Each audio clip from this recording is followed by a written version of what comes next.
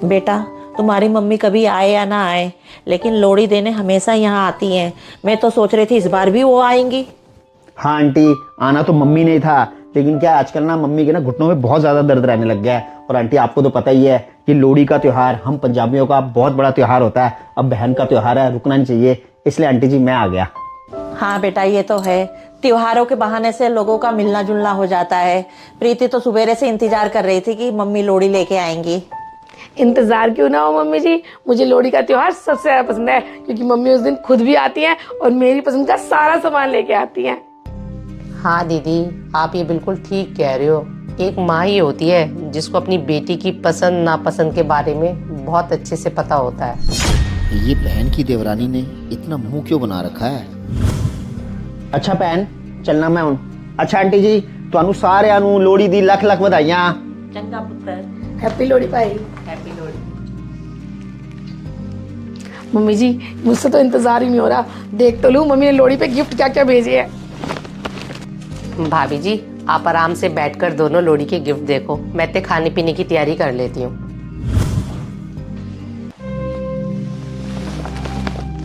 Mummy जी, इसको क्या हो गया? भाई आया था तब भी ये खुश नहीं थी, अजीब सा मुंह बना के बैठी है तब से। अरे बड़ी बहू, छोटी बहू कोई मुंह बना के नहीं बैठी है। उसका सवेरे से बेचारी का मन उदास है। मन उदास है? मन क्यों उदास है मम्मी जी उसका? बड़ी बहू, तुझे तो अच्छे से पता है, छोटी बहू की माँ 6 महीने पहले ही इस दुनिया को छोड़ के चली गई। अब त्योहार पे माँ की याद आती ही आती है। बस इसीलिए छोटी बहू उदास है। बहू, एक बात बोलूं? हाँ जी मम्मी जी, बोलो क्या बात है? बड़ी बहू, जब भी तुम्हारे यहाँ से कोई त्योहार आए ना तो मुझे बता दिया करना। मैं छोटी बहू को ना कहीं बाहर भेज दूँ ताकि उसे बुरा ना लगे। मम्मी जी, आप ऐसे क्यों बोल रहे हो कि उसको बाहर भेज दोगे? मेरा त्योहार देख के उसको बुरा क्यों लगेगा? बहू, मैं तुझे इसलिए कह रही थी, हर त्योहार पे उसकी माँ आती थी त्योहार लेके। अब उसकी माँ ही नहीं है और उनके घर में कोई बच्चा ही नहीं है, तो त्योहार कौन लेके आएगा? कौन लेके आएगा? कोई बात नहीं मम्मी जी, इसका जवाब ना मैं आपको डॉली के सामने ही देती हूँ। डॉली, डॉली। जी भाभी जी, आपने बुलाया? हाँ डॉली, मैंने तुम्हें बुलाया था। पहले तो तुम बैठो और एक बात बताओ, आज लोहड़ी का इतना बड़ा त्योहार है और त्योहार के दिन तुम उदास क्यों हो? भाभी जी, उदास ना हूँ तो और क्या करूँ? मेरे लिए क्या लोहड़ी का त्योहार, आपको तो बहुत अच्छे से ही पता है। अभी 6 महीने पहले ही मेरी मम्मी इस दुनिया को छोड़ के चली गई। 5 साल पहले मेरे पापा इस दुनिया को छोड़ के चले गए थे। बस ले दे के एक मेरी मम्मी ही थी, वो भी मुझे 6 महीने पहले छोड़ के चली गई।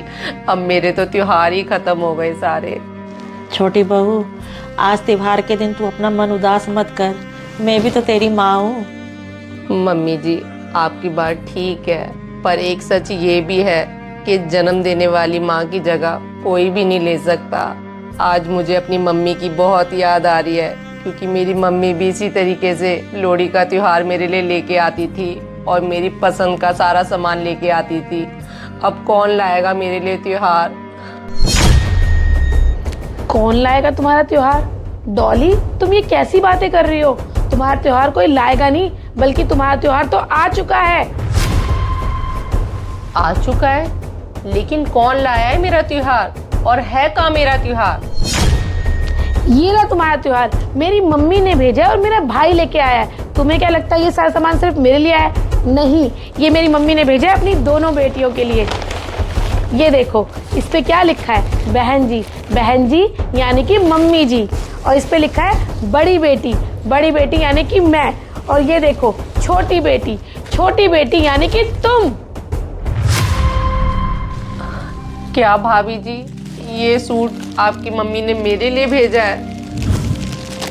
थैंक यू सो मच भाभी जी, आपने और आपकी मम्मी ने मेरे बारे में इतना सोचा। मुझे तो यही लगा कि मेरी मम्मी चली गई तो मेरे त्योहार ही सारे खत्म हो गए। डॉली, तुमने ऐसा सोच भी कैसे लिया?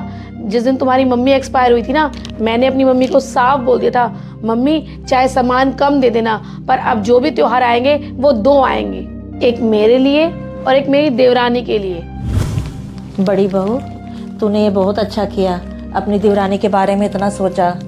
भगवान करे तुम दोनों का प्यार ऐसे ही बना रहे।